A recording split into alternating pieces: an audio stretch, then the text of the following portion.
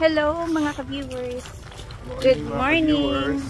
Malamig pa din na umaga ngayon dito sa amin. Ang feel namin ay minus 36 pa din. Akala namin kahapon ay medyo okay na ngayon yung panahon. So, binigo tayo sa ating akala. Kita lang po kami. Huwag pakampanting ataw. Ayun. Pasalamat muna kami sa mga viewers namin, lahat ng mga nagko-comment. Ayan, maraming salamat po sa inyong lahat. Sa mga hindi pa po nakapag-subscribe sa channel namin, pa-subscribe na lang, tsaka pa-like ito pong pa-like po itong video namin. Ha, Diyos ko. Dito po kami sa Superstore. Mag-check lang kami ng schedule para sa eye check-up. Meron kasi sila ni Dadong discount dito para sa eye check-up nila. Tsaka kung halimbawa magpapasalamin, meron din silang discount. Ay, ang bango. Fresh na fresh. Alin? Meron silang pa-blowout. Libre ba to? 184 yung dyan. Ay, ano lang pala. Blowout na sale. Ayan, clear out. Ito yung maganda. Ay! Bagay, hindi ka naman mahilig manahin. Mahilig ako manggisi, mangpunit. Ay, ito yung maganda pa. Mixing bowl. Magkano to? 11. Ay, hindi 11 sa baba. Check mo nga pa. Magkano yan? 29. Ayun, dami na natin mga palanggana dun.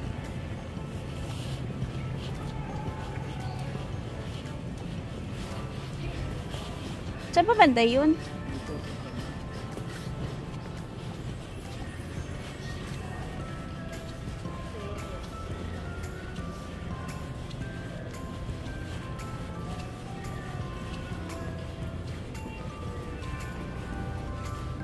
Nandito yung optical nila.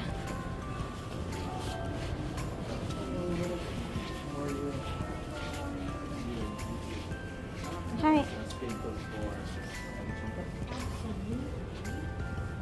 So the first openings I have are Wednesday, the 27th of March. That works for you? Are either of you diabetic? You too. Thanks. Thank you. Have a good day. Uy, ang time. Tandaan mo? 11. So, yun po, binigyan kami ng March 27 na schedule para sa eye check-up. Pero meron po siyang bayad na $95 each. Yan, pero pwede po siyang i-reimburse. So, ang payment po niyan after ng check-up. Maigi na rin na matingnan kung may mga diferensya ba yung mga mata natin. After neto, pupunta muna kami ni Dadong. Ah, grabe. Check Alin? up pa lang, 100 na. Oo, check up pa lang, te. 100 na. Hindi ko lang alam kung whole amount ba, Papa? Whole amount kaya, Papa, ma-reimburse? Oo naman. Iba-iba yung ina-attention niya. Iba-iba yung iniintindi niya, yung orchids. 7. Ito na nga, Papa, ang sarap ng may okra. 3 times. Sarap ng okra. Ito. Eh di niyog. $2.99 yung niyog. Pero parang ang bigat niya. Magagadgad ka? Ang bigat niya. Ganun talaga. Ngayon lang ako nakadaan dito sa self-checkout. Kape muna si Dadong. Bago kami pupunta din sa doktor kasi nakaschedule din siya for check-up ulit. Sulit na sulit yung health card ni Dadong. Libre naman eh. Maliit Oo ang nga. bayaran. Pero, yun nga, kailangan mo din kasi pa-check kung ano yung nararamdaman.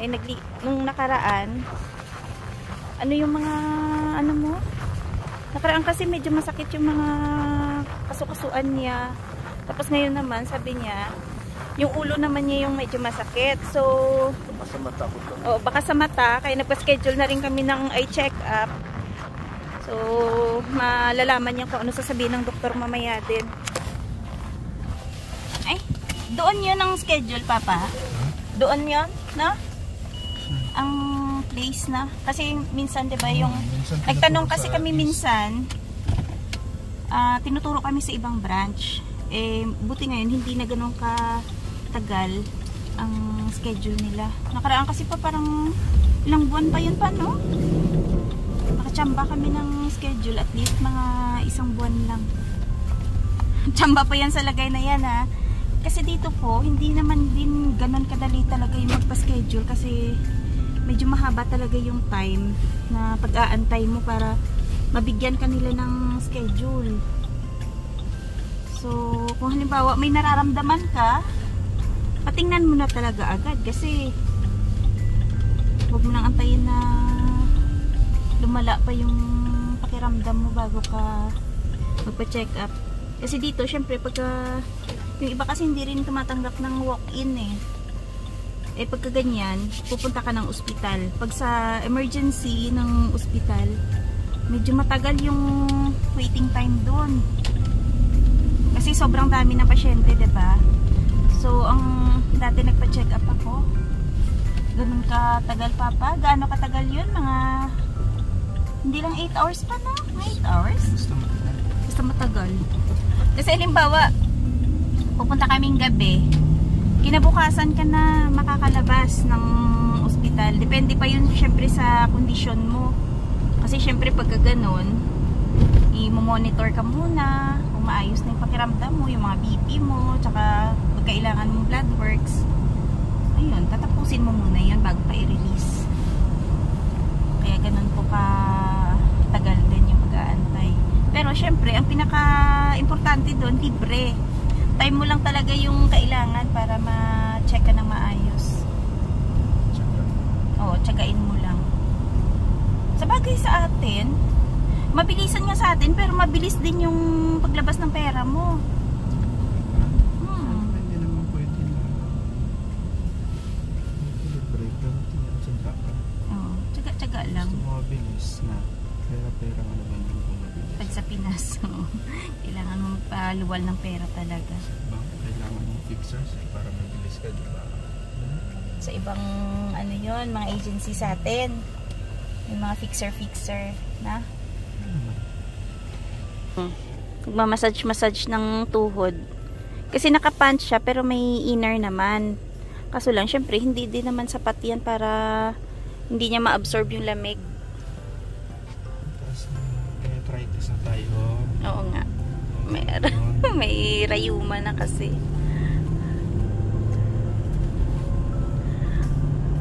Talagang humahabol pa yung lamig yan, no? Pag tiningnan mo, yung temperature, nakalagay minus 14, minus 17. Pero pagka madaling araw hanggang gantong umaga, sobrang lamig. Yung real feel nyo, maabot ng minus 30 plus. So, medyo masakit sa katawan.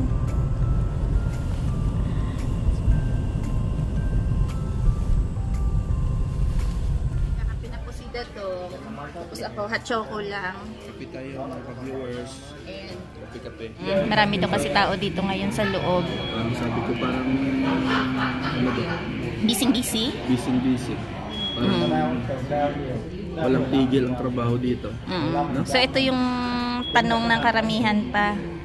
Yung mga hindi pa nakarating dito, ha. Mahirap daw ba talaga ang buhay dito sa Canada?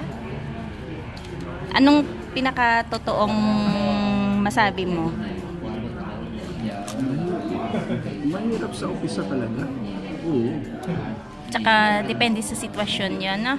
Tsaka depende sa estado ng trabaho mo. Palagay ko na lang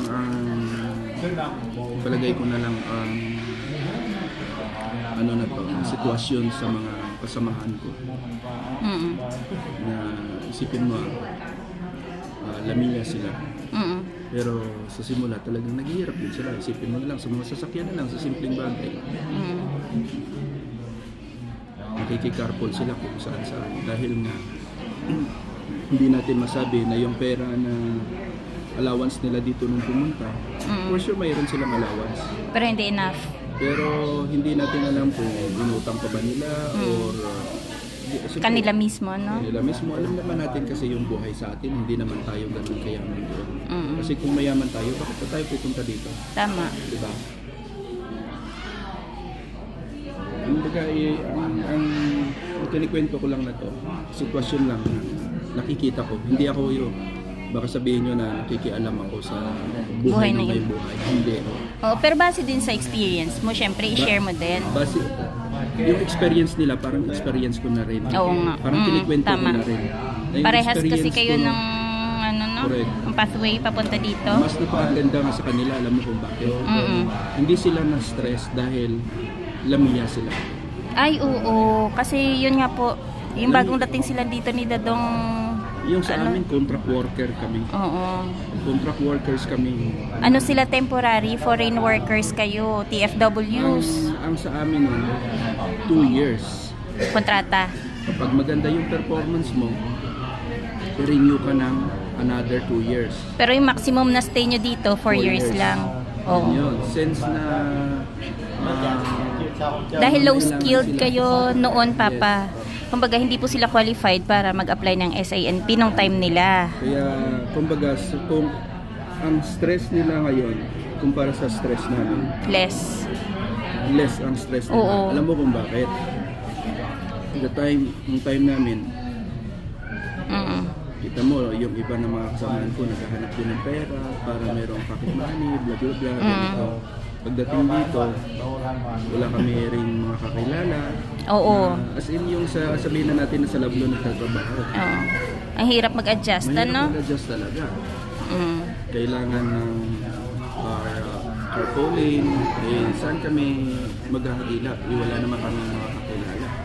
Unlike ngayon marami na silang mga na-meet na Pilipino dito. Dahil din sa YouTube channel, nagkaroon sila ng idea na nagsishare sila ng pera. Para bumili ng sasakyan. Isa yun sa mga idea na nakuha din nila sa social media. Balik tayo doon sa yung experience. Natin yung mahirap talaga. Oo. Mahirap talaga sa umpisa kasi kailangan mo mag-adjust Unang-una yung culture dito. Oo. May culture shock din talaga ba, no? Meron. At saka yung iba nagsasuffer din sa yung mawalay sa pamilya. Oo. Hindi Anxiety, homesickness, tapos syempre yung stress mo sa trabaho. Kasi hindi rin sila sanay na patong-patong pamilya. Especially may mga anak sila. Oo. Na yung bonding nila ay solid.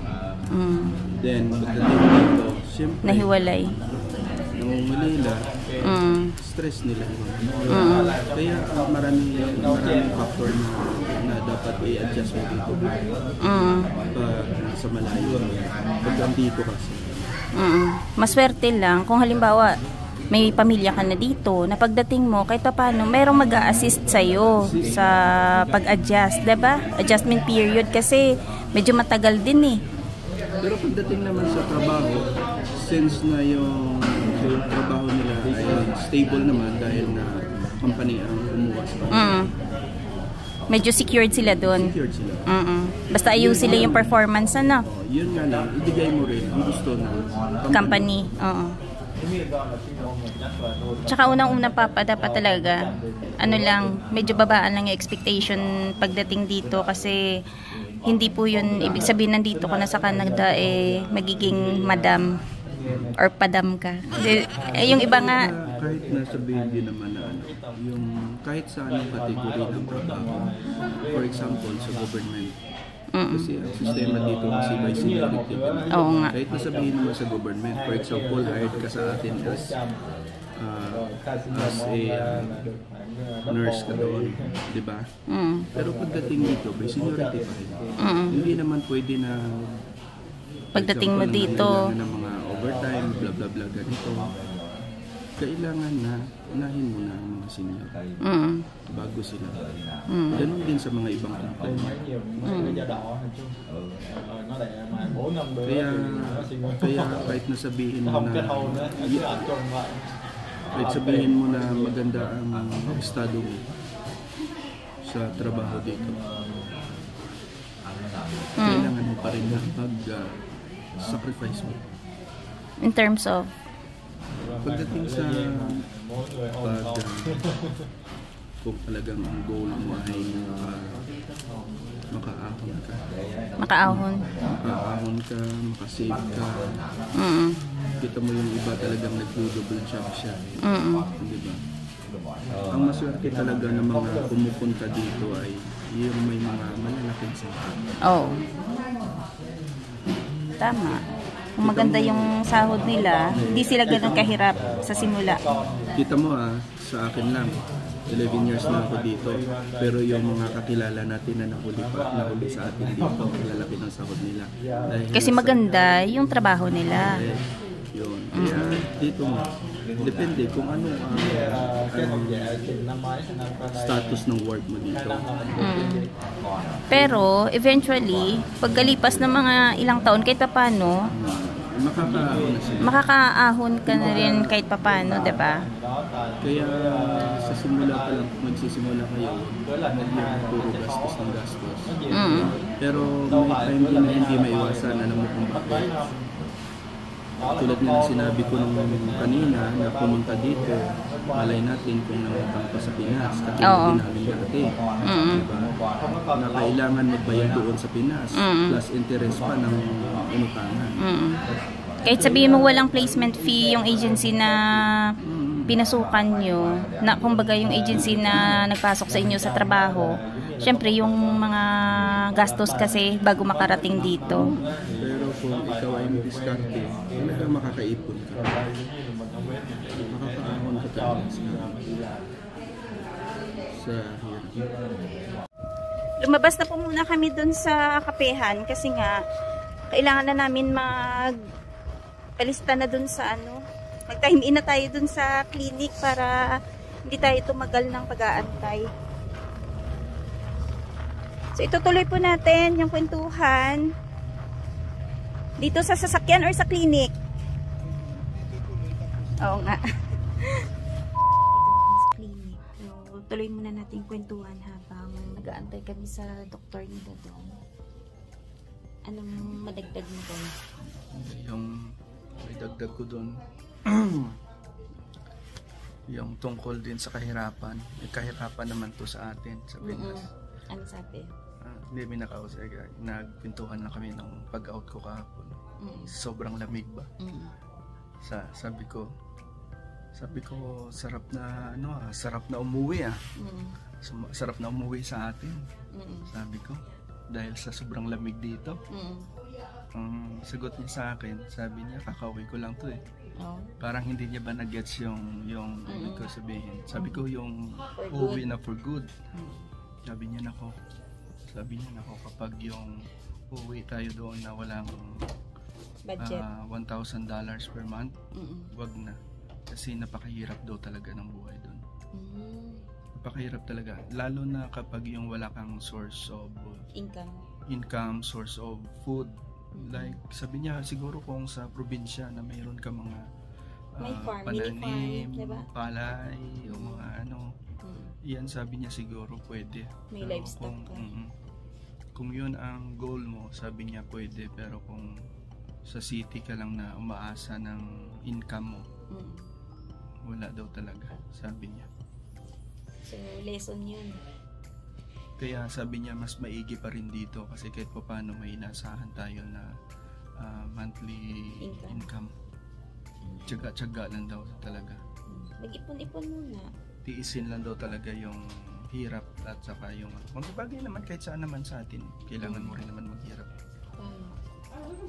Kailangan mo rin maghirap para makuha yung gusto mo. Tsaka eventually talaga, itong hirap na may experience mo, worth it naman yan pag halimbawa makuha mo na yung pamilya mo, diba? Kasama mo na mga anak mo. So, medyo maibsan na yung hirap na nararamdaman mo pagka nagsisimula ka pa lang dito. Kung ang hanap mo ay everyday, like easy, yung pagkatapos ng trabaho, tatambay, kwentuhan, wala yan dito. Every summer mo lang magagawa yan dito. Oo, tsaka alam niyo ba, kami, sanay na kami dito na parang sanay kami sa tahimik. Yung walang ingay kasi kung mapapansin nyo, kami-kami lang yung mga nasa bahay. Kapitbahay, wala. Maingay kami pag nag-iipon. Pag kasi may party, ganyan. Yan kasi ang kailangan din naman eh. Pero kung hahanapin natin yung buhay sa Pinas na pagkatapos ng trabaho, konting kwentuhan sa mga kamaritesan, ganyan, wala. Chatting sa mga kamag-anakan natin o sa mga barkada natin. Dito, bihira mo magagawa yan dito. Mga outdoor activities na gusto mo pagaling sa work, 'di ba? Kasi sa atin kahit napagod tayo, kailangan natin minsan lumabas. Makikipaglaro o makikipagkwentuhan, chikahan, mga ganyan. Pero dito malabo. Pero pagdating naman sa pera, hindi mahirap dito. Basta okay yung katawan mo. Kasi, for example na lang, ilagay ko na lang yung sarili namin. Kahit sabihin naman natin na hindi bago ang sasakyan namin, at least may service kami. Unlike sa Pinas na hindi namin na... Hindi afford. Oo, hindi pa namin afford yung sasakyan. Kahit sa pangarap, hindi namin maabot yan doon. Nakikitingin lang tayo at nakikisakay. Sa totoo lang, real talk lang. Pero dito, masipag ka lang, may trabaho ka, may pambayad ka sa monthly mo, or bumili ka one time ng mga medyo okay klaseng sasakyan. Matagal mo na siyang gamitin. Kahit saan lang din naman tayo may hirap eh. Baka ang sinasabi siguro nila na mahirap dahil araw-araw kailangan talaga natin pumasok ng trabaho para may pambayad sa mga bills, kung anong mga bayarin meron kasi tayo. Kasi dito po walang tulog yung bills. Ang mga bayarin po namin dito ay matik na ikakaltas sa mga bank account. Oo, walang po yun, walang palya. Kaya yun ang nakakapagod dito, ang magbayad ng mga kautangan natin. Kailangan natin pumasok. Bills. Kasi kababayad pa lang natin sa bahay, nagbibilang na naman ang araw para pumaltas na naman. Magbayad na naman tayo ulit next month. Kaya yan ang nakakapagod dito, mind stress. Pero overall, maganda pa rin dito. Oo naman. Diba? Oo, napakalayo ang antas ng buhay. Antas ng buhay dito kumpara sa isipin mo na lang nag-aaral yung anak natin. Elementary. Ang elementary sa atin talagang kung gusto mo maayos na school. Private school. Siguro ngayon nas 40 na mahigit. Isipin mo the time nung nag-aaral yung natin, panganay natin. Ilang libo yun. Di ba? 30 to 35,000 a year. O saan mo kukunin yan? Hindi naman ganun kaganda ang trabaho natin. Teka, like dito na hanggang grade 12 sila, libre ang schooling nila. Ikwento mo muna, ano ba dati trabaho mo? Ay, warehouse din. Warehouse din ang trabaho ko sa mga tiles ako. Kaya pagdating dito, madali lang yung trabaho para sa'yo. Kaya siguro, parang nabugbog din yung katawan ko dahil puro tiles kasi binubuhat namin eh. Medyo mabigat talaga yung tiles. Kami ang mga nagpe-prepare kapag may mga project, yung mga namin, yung mga ahente namin, mga manager namin, may mga project na mga buildings like yung mga DMCI na yan, nagsusupply kami, lahat ng mga Home Depot sa atin, like Makati Home Depot, Alamang Home Depot, meron kaming mga dyan, may mga tawag nito, may mga pwesto kami dyan na naka-display. Katulad yung mga Robinsons na yan. Kasi yung mga niyan, may mga tawag nito? Developer din sila ng mga buildings. Kaya yun, yung mga ahente namin nakakakuha ng project. Like ang pinakamalaking project din yung sa may Global City. Nung nabuo ang Global City na yan, ang daming project ng mga ano namin dyan, mga ahente namin. Kumbaga sila ang pumupunta doon, nagpapakita ng mga products namin, mga tiles. Yan. Kaya hindi ako nanibago sa buhatan that time nung napunta ako dito. Pero ngayon feeling bugbog na po yung katawan niya. Hindi, actually ang nagpapaano sa akin yung lamig dito eh. Kakaedad na tayo, hindi na tayo pabata. Yun lang talaga kasi ang winter nga po kasi dito sa Saskatchewan, extreme po yung yung lamig. Sa pa may lahi tayong Rayumahin. Oo, kontra kasi ng rayuma talaga yung lamig mo. Kaya hindi natin maiwasan na sumakit yung mga joints every time na maan ng lamig. Yan, kung mapapansin niyo po, yung mga jacket namin, parang hindi kami nagbibihis, no? Yung panloob lang yan namin, t-shirt, sweater, tsaka ito, ayan, laban-labhan lang yan kasi as long as protektado ka sa lamig. Katulad nito, hindi mo naman kailangan na palitan to araw-araw. Oo nga. Lagyan mo lang dito sa loob. Layered lang. Ganyan lang. Makapal, puro makakapal kasi nga hindi naman sa lamigin, react lang kaagad. Kaya sa mga viewers natin dyan na medyo maganda ang estado, baka pwede kayo mag-comment, magbigay ng tip ninyo kung para sa mga may balak po pumunta dito, mga baguhan pa lang. Para sa may mga nagtatanong na mahirap ba ang buhay dito o madali, kasi bawat tao, iba-iba yung sitwasyon, mayroong experience na maganda, mayroong hindi. May struggle ba? May kanya-kanyang kwento. Kaya ito yung sinasabi ko, kwento lang namin yan dito. Kung ano lang, kasi hindi ko naman pwede ikwento kung ano yung naranasan nila. Mamaya sabihin ko na hindi sila nahirapan, pero deep inside pala nahirapan sila. 'Di ba? Nakikita mo yung tao, ay ganda ng buhay niya. May bahay siya, may sasakyan siya. Kumbaga nakikita mo na okay siya. Pero kung tanungin mo siya, may struggle din pala siya. Oo. Yun na yung sabi po ng iba, na yung iba po kasi dito, pinapakita lang daw yung magandang side ng buhay nila sa Canada. Ang kwento namin na to, hindi namin dinidiscourage o rin-encourage ang tao na pumunta dito. Kasi ikaw pa rin naman ang gagawa ng history mo dito. Kung gusto mo ba talagang itry yung buhay dito. Kung ano ba talaga ang sitwasyon dito. Kasi marami din naman tayong mga kababayan dito na naging maganda ang buhay nila dito.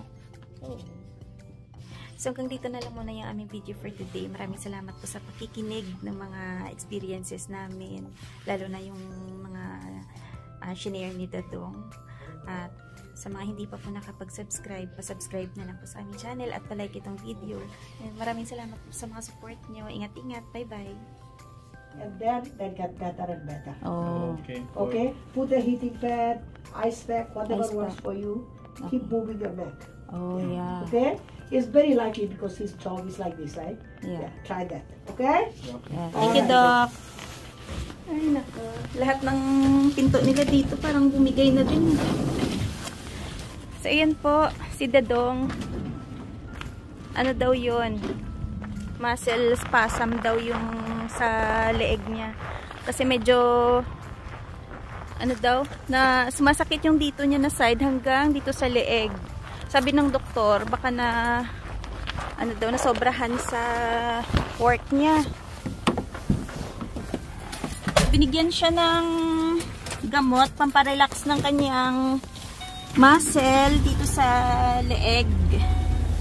Tapos, in-advise siya na magpamasahe para sa kanyang neck and back. Ayan massage therapy for neck and back pain. So yun yung gagawin niya. Magpa-schedule ka ng pa-schedule ka ng Sunday. And mas maganda din kasi na mapa-check talaga sa doktor kung ano yung nararamdaman mo sa katawan kasi may hirap mag-assume, diba?